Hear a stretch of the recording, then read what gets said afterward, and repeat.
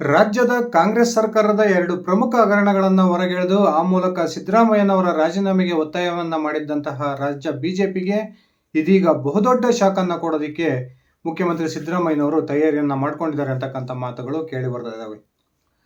ಸ್ನೇಹಿತರೆ, ಬೆಳ್ಳಂಬೆಳಿಗ್ಗೆ ರಾಜ್ಯದ ಬಿಜೆಪಿಗೆ ಬಹುದೊಡ್ಡ ಶಾಕನ್ನು ಕೊಡ್ತಕ್ಕಂಥ ಒಂದು ಸುದ್ದಿ ಇದೀಗ ಸ್ಫೋಟಗೊಂಡಿದ್ದು, ರಾಜ್ಯದ 3 ಪ್ರಭಾವಿ ಮಾಜಿ ಮಂತ್ರಿಗಳ ಒಂದು ಬಂಧನಕ್ಕೆ ಸಿಎಂ ಸಿದ್ದರಾಮಯ್ಯನವರು ಈಗಾಗಲೇ ಸೂಚನೆಯನ್ನು ಕೊಟ್ಟಿದ್ದಾರೆ ಅಂತಕ್ಕಂಥ ಒಂದು ಮಾಹಿತಿಗಳು ಲಭ್ಯವಾಗ್ತಿದ್ದಾವೆ. ಬನ್ನಿ ಸ್ನೇಹಿತರೆ, ನಿಜಕ್ಕೂ ಕೂಡ ಆ 3 ಮಾಜಿ ಸಚಿವರ ಒಂದು ಬಂಧನಕ್ಕೆ ಸಿಎಂ ಸಿದ್ದರಾಮಯ್ಯನವರು ಸೂಚಿಸೋದಾದರೂ ಯಾಕೆ, ನಿಜಕ್ಕೂ ಆ ಬಂಧನಕ್ಕೆ ಒಳಗಾಗ್ತಕ್ಕಂಥ 3 ಬಿಜೆಪಿಯ ಮಾಜಿ ಸಚಿವರು ಯಾರು ತಿಳ್ಕೊಂಡು ಬರೋಣ. ಅದಕ್ಕಿಂತ ಮುಂಚೆ ನೀವಿನ್ನು ನನ್ನ ಇಟ್ಗೆ ಮತ್ತು ಯೂಟ್ಯೂಬ್ ಚಾನಲ್ಗೆ ಸಬ್ಸ್ಕ್ರೈಬ್ ಮಾಡ್ಕೊಂಡಿಲ್ಲ ಅಂದರೆ ದಯವಿಟ್ಟು ಸಬ್ಸ್ಕ್ರೈಬ್ ಮಾಡಿಕೊಂಡು ಬೆಲ್ ಬಟನನ್ನು ಕ್ಲಿಕ್ ಮಾಡಿ. ನಾನು ಕೊಡ್ತಕ್ಕಂಥ ಮಾಹಿತಿ ನಿಮ್ಗೆ ಇಷ್ಟ ಆಗಿದ್ರೆ ಈ ವಿಡಿಯೋಗೆ ಲೈಕ್ ಮಾಡಿ, ಶೇರ್ ಮಾಡಿ, ಕಮೆಂಟ್ ಮಾಡಿ. ಸ್ನೇಹಿತರೆ, ಮೂಡಾ ಮತ್ತು ಎಸ್ ಟಿ ಕಾರ್ಪೊರೇಷನ್ 2 ಪ್ರಮುಖ ಹಗರಣಗಳನ್ನು ಇಟ್ಕೊಂಡು ಸದನದಲ್ಲಿ ಸಿದ್ದರಾಮಯ್ಯನವರನ್ನು ತೀವ್ರ ಮುಜುಗರಕ್ಕೆ ಒಳಪಡಿಸಿದ್ದಂತಹ ಬಿಜೆಪಿಗೆ ಇದೀಗ ಸಿಎಂ ಸಿದ್ದರಾಮಯ್ಯನವರು ಬಹುದೊಡ್ಡ ಶಾಕನ್ನು ಕೊಡೋದಕ್ಕೆ ತಯಾರಿಯನ್ನು ಮಾಡ್ಕೊಂಡಿದ್ದಾರೆ ಅಂತಕ್ಕಂಥ ಮಾತುಗಳು ಕೇಳಿ ಬರ್ತಾ ಇದ್ದಾವೆ. ನಿನ್ನೆ ಸದನದಲ್ಲಿ ಬಿಜೆಪಿ ಸರ್ಕಾರ ಇದ್ದಾಗ ನಡೆದಂತಹ ಸುಮಾರು 21 ಹಗರಣಗಳ ಪಟ್ಟಿಯನ್ನು ಇಟ್ಟಂತಹ ಸಿದ್ದರಾಮಯ್ಯನವರು ಇದೀಗ 21 ಹಗರಣಗಳಿಗೆ ಸಂಬಂಧಪಟ್ಟಂತೆ ತನಿಖೆಯನ್ನು ಚುರುಕುಗೊಳಿಸೋ ಕಾರಣಕ್ಕೆ 15 ಖಡಕ್ IPS ಆಫೀಸರ್ಗಳ ನೇತೃತ್ವದಲ್ಲಿ ಸುಮಾರು 200 ಅಧಿಕಾರಿಗಳನ್ನು ಒಳಗೊಂಡಂತಹ ಬೇರೆ ಬೇರೆ SITಗಳನ್ನು ರಚನೆ ಮಾಡೋ ತಯಾರಿಯಲ್ಲಿ ತೊಡಕೊಂಡಿದ್ದಾರೆ. ಈ ಮೂಲಕ ರಾಜ್ಯದ ಬಿಜೆಪಿಯನ್ನು ಇಕ್ಕಟ್ಟಿಗೆ ಸಿಲುಕಿಸಬೇಕು, ಆ ಮೂಲಕ ರಾಜ್ಯದ ಬಿಜೆಪಿಯ ಮಾಜಿ ಸಚಿವರನ್ನು ಬಂಧನಕ್ಕೆ ಒಳಪಡಿಸಬೇಕು ಅಂತಕ್ಕಂಥ ಉದ್ದೇಶವನ್ನು ಇಟ್ಕೊಂಡು ಈಗಾಗಲೇ ಸಿದ್ದರಾಮಯ್ಯನವರು ನಿನ್ನೆ ತಡರಾತ್ರಿ ಗೃಹ ಇಲಾಖೆ ಮತ್ತು ಇತರ ಹಿರಿಯ ಸಚಿವರೊಂದಿಗೆ ತಡರಾತ್ರಿಯವರೆಗೂ ಕೂಡ ಒಂದು ಮೀಟಿಂಗನ್ನು ಮಾಡಿದ್ದು ಈಗಾಗಲೇ SITಯನ್ನು ರಚನೆಯ ಒಂದು ಸಿದ್ಧತೆಯಲ್ಲಿ ತೊಡಕೊಂಡಿದ್ದಾರೆ ಅಂತಕ್ಕಂಥ ಮಾತುಗಳು ಕೇಳಿ ಬರ್ತದವೆ. ನಾವೆಲ್ಲ ನೋಡಿದಂತೆ ನಿನ್ನೆ ಸದನದಲ್ಲಿ ಸಿದ್ದರಾಮಯ್ಯನವರು 21 ಪ್ರಮುಖ ಹಗರಣಗಳ ಒಂದು ಪಟ್ಟಿಯನ್ನು ಬಿಜೆಪಿ ಸರ್ಕಾರದಲ್ಲಿ ನಡೆದಿದ್ದಂತಹ ಹಗರಣಗಳ ಪಟ್ಟಿಯನ್ನು ರಾಜ್ಯದ ಜನತೆಯ ಮುಂದಿಟ್ಟಿದ್ರು. ಇದೀಗ ಆ ಹಗರಣಗಳಿಗೆ ಸಂಬಂಧಪಟ್ಟಂತೆ ತನಿಖೆಯನ್ನು ನಡೆಸಿ ಯಾರೆಲ್ಲ ತಪ್ಪು ಮಾಡಿದ್ದಾರೆ ಆ ಸಚಿವರನ್ನು ಬಂಧನ ಮಾಡಬೇಕು ಅಂತಕ್ಕಂಥ ಉದ್ದೇಶವನ್ನು ಇಟ್ಕೊಂಡು ಈಗಾಗಲೇ ಸಿದ್ದರಾಮಯ್ಯನವರು ಪ್ರಮುಖ 3 ಮಾಜಿ ಸಚಿವರ ಒಂದು ಬಂಧನಕ್ಕೆ ಅಧಿಕಾರಿಗಳಿಗೆ ಸೂಚನೆಯನ್ನು ಕೂಡ ಕೊಟ್ಟಿದ್ದಾರೆ ಅಂತಕ್ಕಂಥ ಮಾತುಗಳು ಕೇಳಿ ಬರ್ತಾ ಇದ್ದಾವೆ. ಆ 3 ಸಚಿವರು ಕೂಡ ಹಿಂದೆ ರಾಜ್ಯದ ಕಾಂಗ್ರೆಸ್ ಬಿಜೆಪಿ ಸರ್ಕಾರ ಇದ್ದಂತಹ ಸಂದರ್ಭದಲ್ಲಿ ಅತ್ಯಂತ ಪ್ರಭಾವಿಕತೆಗಳನ್ನು ಹೊಂದಿದ್ದಂತಹ ಸಚಿವರಾಗಿದ್ದರು. ಈ 3 ಸಚಿವರನ್ನ ಬಂಧನಕ್ಕೆ ಈಗಾಗಲೇ ಸಿಎಂ ಅವರು ಮುನ್ನಡಿಯನ್ನು ಇಟ್ಟಿದ್ದಾರೆ ಅಂತಕ್ಕಂಥ ಮಾತುಗಳು ಕೇಳಿ ಬರ್ತದವೆ.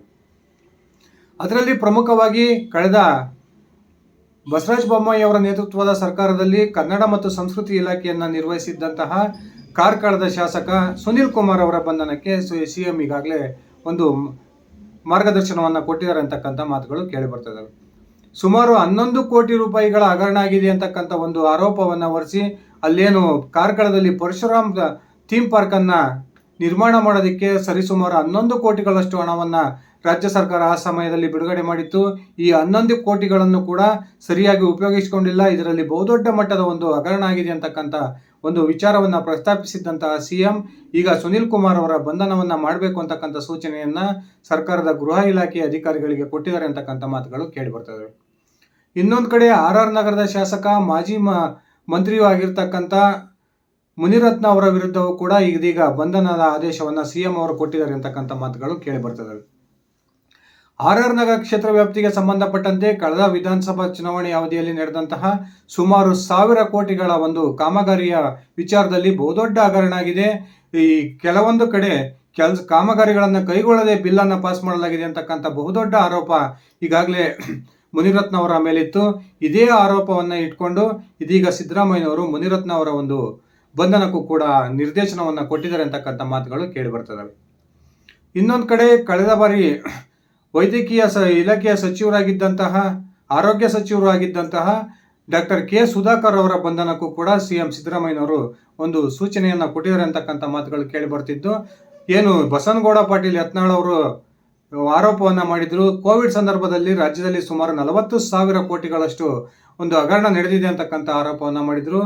ಯಾವ ಒಂದು ಸಂದರ್ಭದಲ್ಲಿ ರಾಜ್ಯದ ಆರೋಗ್ಯ ಮಂತ್ರಿಯಾಗಿದ್ದಂತಹ ಈ ಡಾಕ್ಟರ್ ಕೆ ಸುಧಾಕರ್ ಅವರು ಔಷಧಿ ಖರೀದಿಯಲ್ಲಿ ಬಹುದೊಡ್ಡ ಹಗರಣವನ್ನು ಮಾಡಿದ್ದಾರೆ. ಈ ಹಗರಣದ ಒಂದು ತನಿಖೆ ಆಗಬೇಕು ಅಂತಕ್ಕಂಥ ಒಂದು ಮಾತನ್ನ ಸಿದ್ದರಾಮಯ್ಯನವರು ಇದೀಗ ಗೃಹ ಇಲಾಖೆಯ ಅಧಿಕಾರಿಗೆ ಹೇಳೋದ್ರ ಮೂಲಕ ತಕ್ಷಣವೇ ಡಾಕ್ಟರ್ ಕೆ ಸುಧಾಕರ್ ಅವರನ್ನ ಬಂಧನ ಮಾಡಬೇಕು ಅಂತಕ್ಕಂಥ ಸೂಚನೆಯನ್ನ ಕೊಟ್ಟಿದ್ದಾರೆ ಅಂತಕ್ಕಂಥ ಮಾತುಗಳು ಕೇಳಿ ಬರ್ತಾ ಇದಾವೆ.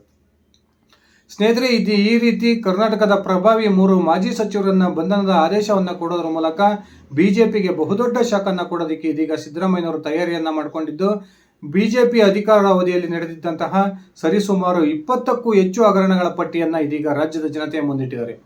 ಈ 20 ಹಗರಣಗಳನ್ನ ತನಿಖೆಗೆ ಒಳಪಡಿಸಬೇಕು, ಆ ಮೂಲಕ ಬಿಜೆಪಿಯನ್ನ ಮುಜುಗರಗಳಿಗೆ ಒಳಪಡಿಸಬೇಕು ಅಂತಕ್ಕಂಥ ಒಂದು ತೀರ್ಮಾನಕ್ಕೆ ಬಂದಿರತಕ್ಕಂಥ ರಾಜ್ಯದ ಕಾಂಗ್ರೆಸ್ ಇದೀಗ ಈ ಹಗರಣಗಳ ತನಿಖೆಗಾಗಿ ಸುಮಾರು 15 ಖಡಕ್ IPS ಆಫೀಸರ್ಗಳ ನೇತೃತ್ವದಲ್ಲಿ 200ಕ್ಕೂ ಹೆಚ್ಚು ಅಧಿಕಾರಿಗಳನ್ನೊಳಗೊಂಡಂತಹ SIT ತಂಡಗಳ ರಚನೆಗೆ ಬಹುತೇಕ ಇವತ್ತೇ ಅಧಿಕೃತ ಆದೇಶ ಹೊರಬೀಳುತ್ತೆ ಅಂತಕ್ಕಂಥ ಮಾತುಗಳು ಕೇಳಿ ಬರ್ತಾ ಇದಾವೆ.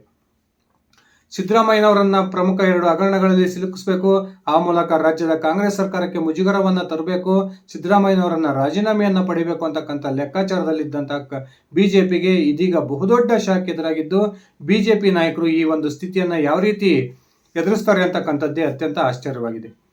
ಸಿದ್ದರಾಮಯ್ಯನವರು ಕಳೆದ ಒಂದು ಅವಧಿಯಲ್ಲಿ ನಡೆದಿದ್ದಂತಹ ಸುಮಾರು 20ಕ್ಕೂ ಹೆಚ್ಚು ಹಗರಣಗಳನ್ನು ಇದೀಗ ತನಿಖೆಗೆ ಮುಂದಾಗಿದ್ದು, ದ್ವೇಷದ ರಾಜಕಾರಣವನ್ನ ಮಾಡ್ತಿದ್ದಾರೆ ಅಂತಕ್ಕಂಥ ಆರೋಪವನ್ನ ಬಿಜೆಪಿ ನಾಯಕರು ಮಾಡ್ತಾ ಇದ್ದಾರೆ. ಆದರೆ ತನ್ನ ಬುಡಕ್ಕೆ ಒಂದು ಬಹುದೊಡ್ಡ ಬಾಂಬ್ ಬಿಟ್ಟಿರ್ತಕ್ಕಂಥ ಬಿಜೆಪಿಗೆ ತಕ್ಕ ಪಾಠವನ್ನ ಕಲಿಸಬೇಕು, ಆ ಮೂಲಕ ಬಿಜೆಪಿ ನಾಯಕರ ಬಾಯನ್ನ ಮುಚ್ಚಿಸಬೇಕು ಅಂತಕ್ಕಂಥ ತೀರ್ಮಾನಕ್ಕೆ ಸಿದ್ದರಾಮಯ್ಯನವರು ಬಂದಿದ್ದು, ಇದೀಗ ಬಿಜೆಪಿಯ ಸರ್ಕಾರದ ಮಾಜಿ ಸಚಿವರ ಬಂಧನಕ್ಕೆ ಆದೇಶವನ್ನ ಕೊಡೋದ್ರ ಮೂಲಕ ಬಿಜೆಪಿಗೆ ಬಹುದೊಡ್ಡ ಶಾಕನ್ನ ಕೊಟ್ಟಿದ್ದಾರೆ ಅಂತಕ್ಕಂಥ ಮಾಹಿತಿಗಳು ಲಭ್ಯವಾಗ್ತಿವೆ. ಸ್ನೇಹಿತರೆ, ನಿಮ್ಮ ಅಭಿಪ್ರಾಯದ ಪ್ರಕಾರ ಸಿದ್ದರಾಮಯ್ಯನವರು ತೆಗೆದುಕೊಂಡಿರ್ತಕ್ಕಂಥ ಈ ನಿರ್ಧಾರ ಬಿಜೆಪಿಯನ್ನ ಬಹುದೊಡ್ಡ ಇಕ್ಕಟ್ಟಿಗೆ ಸಿಲುಕಿಸುತ್ತಾ, ರಾಜ್ಯದಲ್ಲಿ ಈಗ ಏನು ಪ್ರಸ್ತುತವಾಗಿ ಆಗಿದಾವೆ ಅಂತಕ್ಕಂಥ ಒಂದು ಸುದ್ದಿ ಹೊರಗೆ ಬರ್ತಾ ಇದೆ, 2 ಪ್ರಮುಖ ಹಗರಣಗಳು ಈ ಒಂದು ಬಿಜೆಪಿ ಮಾಜಿ ಮಂತ್ರಿಗಳ ಬಂಧನದಿಂದ ಮುಚ್ಚಿ ಹೋಗುತ್ತಾ? ನಿಮ್ಮ ವೈಯಕ್ತಿಕ ಅಭಿಪ್ರಾಯ ಏನಿದೆ ಕಮೆಂಟ್ ಮಾಡಿ ಸ್ನೇಹಿತರೆ. ಇದಿಷ್ಟ ಆಗಿತ್ತು ನನ್ನ ಇವತ್ತಿನ ಈ ವಿಡಿಯೋ. ನಾನು ಕೊಟ್ಟಿರ್ತಕ್ಕಂಥ ಮಾಹಿತಿ ನಿಮ್ಗೆ ಇಷ್ಟ ಆಗಿದ್ರೆ ಈ ವಿಡಿಯೋಗೆ ಲೈಕ್ ಮಾಡಿ, ಶೇರ್ ಮಾಡಿ, ಕಮೆಂಟ್ ಮಾಡಿ. ನೀವೇನು ನನ್ನ ಇಟ್ಗೆ ಹೇಮಂತ್ ಯೂಟ್ಯೂಬ್ ಚಾನಲ್ಗೆ ಸಬ್ಸ್ಕ್ರೈಬ್ ಮಾಡ್ಕೊಂಡಿಲ್ಲ ಅಂದರೆ ದಯವಿಟ್ಟು ಸಬ್ಸ್ಕ್ರೈಬ್ ಮಾಡಿಕೊಂಡು ಬೆಲ್ ಬಟನ್ನ ಕ್ಲಿಕ್ ಮಾಡಿ. ಅದೇ ರೀತಿ ನನ್ನ ಇಟ್ಗೆ ಹೇಮಂತ್ ಫೇಸ್ಬುಕ್ ಪೇಜನ್ನು ಫಾಲೋ ಮಾಡಿ. ಧನ್ಯವಾದಗಳು ಸ್ನೇಹಿತರೆ, ಶುಭ ದಿನ.